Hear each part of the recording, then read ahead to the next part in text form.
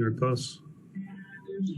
Hey, Steve, how do you guys go about ensuring that you bring the kind of motion and ball movement that you had Sunday into Tuesday? How do you ensure that you do that again?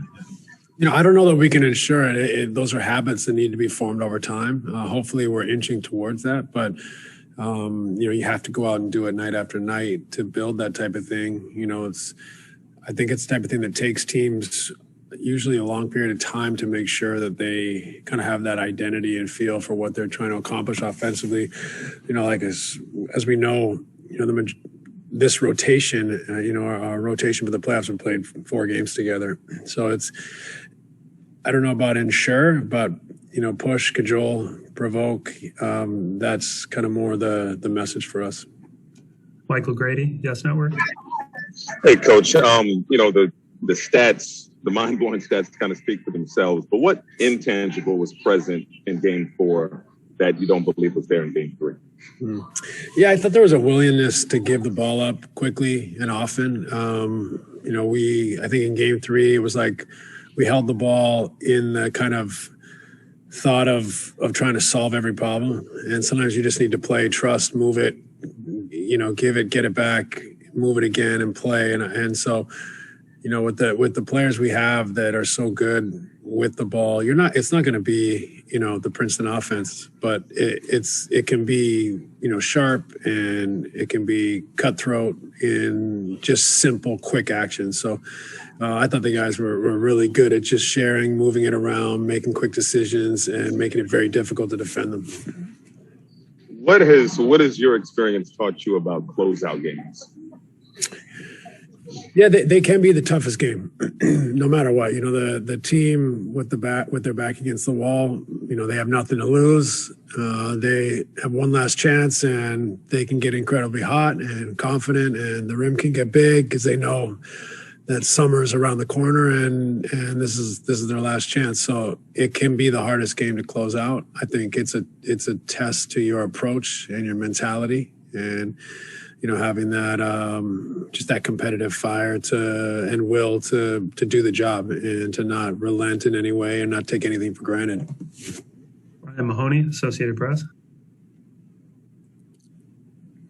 Hey, Steve, how do you balance your first time here as a coach, wanting to show confidence in your guys and maybe not send help to whoever's defending Jason Tatum, say, I know you can defend this guy, versus probably sending a guy is the right way with the lack of guys the Celtics have out there right now?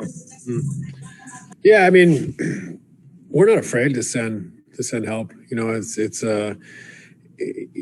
more, I think, what is our team prepared to do? What are our guys willing and able to do? Given the amount of time we've had together, and what's the state of the game?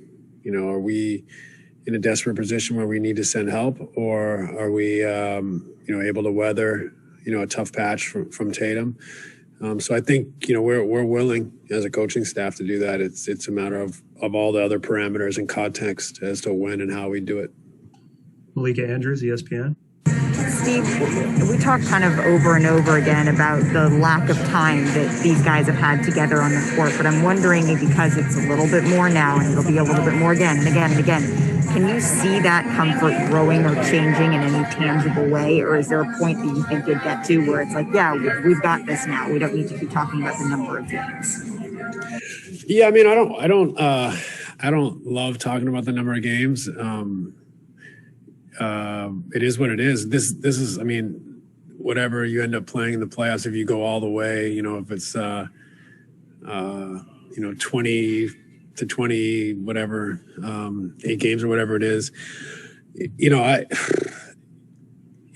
that's nothing, So our team is so far from being fully formed, but that's not what we're talking about here. It's how well can we compete right now, and how quickly can we grow, and how can we advance what we're doing, on offense, on defense, and in situations, and how close can we come to an understanding in a short period of time. So it's not, I accept it. It's not, we don't want to give our players any outs or excuses. It puts context on what we can do in a short period of time as far as the direction we go in, and what's, it's just a different kind of context to how we approach this, right? Than if it was the second, third, fourth, fifth year we were running back in the playoffs. So that is kind of the context of how we approach things. But so we could talk about it the whole way through the playoffs, or we could just accept it and talk about other things. But that is the reality.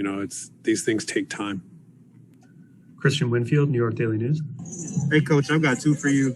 First, did you guys find something in Game 3 when Tristan Thompson dominates the offensive glass for 9 offensive rebounds that night? Did you guys? This isn't going to be the first time that you guys are going to have. This is going to be the only time, that you guys have to deal with a dominant rebounding presence. So, did you guys find something in that game that you think can translate throughout the rest of these playoffs? It's just the habit of going to the glass and being physical.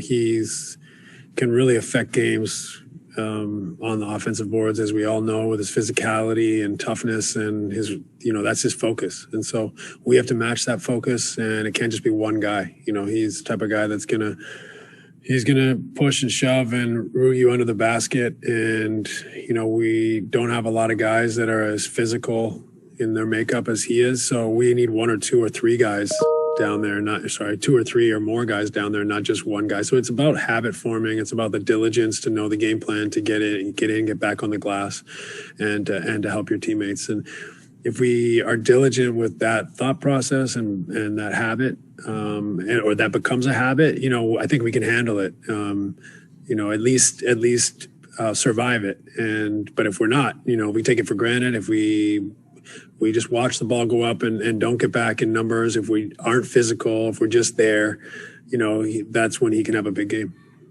And second, just there's become a wide conversation about fan behavior, and I guess what beyond banning fans the NBA can do to kind of deter future fans from acting in this behavior. Do you have any idea of what it looks like going a step beyond banning a fan by any chance?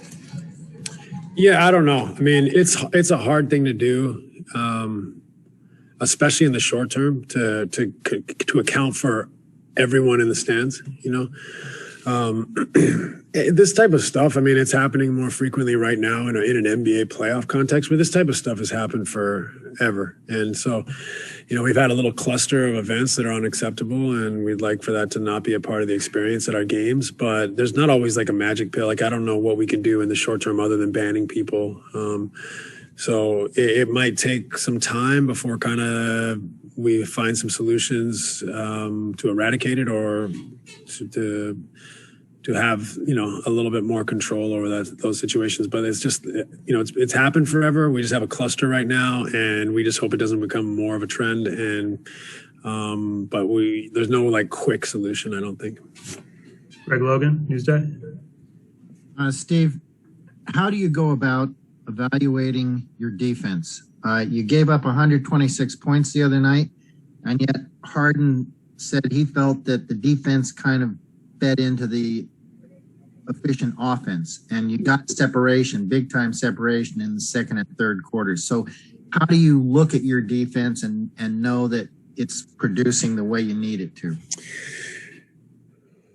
It's a great question. I mean, the defense was good when we needed it to be good enough. We created separation. When you get up 20, 25 points, the defense slips, which we don't love, but it's a part of that's human nature, fatigue, whatever it may be. But our defense is something that we want to continually improve on. So if I'm evaluating our defense, I'm always looking at what we can do better. And there was plenty that we can improve upon from game 2. And that's largely what we spent yesterday doing with our team was looking over situations that we can improve. Justin Walters, Pix 11.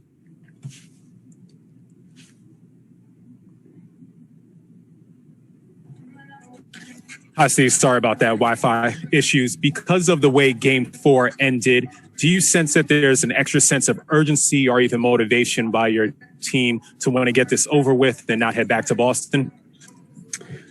I hope the urgency is there just because we're competitors. I don't think anyone's worried about having to go back to Boston. I mean, you know what I mean? I'm saying that I don't think anyone's like, oh, I don't want to go back to Boston. I just think everyone's like, let's end this now. We have an opportunity to win the series. So, I thought other than, the water bottle and maybe a few incidents I'm unaware of. It's great. I was extremely jealous of our guys to get to go out and play in front of that atmosphere. So I think our guys enjoyed it. And, other than the few incidences, the experience is great to play playoff basketball on the road with a full house. So, let's hope we have a strong performance and mentality tonight and can end the series, but it's not like an extra motivation in a sense not to go back to Boston. It's just we have an opportunity to win at home and end this thing, and that should be our motive tonight. Last question, Barbara Barker, Newsday. Steve, as a player, you played against former teams, and I just wondered for you, can you look at Kyrie and what would it mean emotionally just to check this one off and get past this team?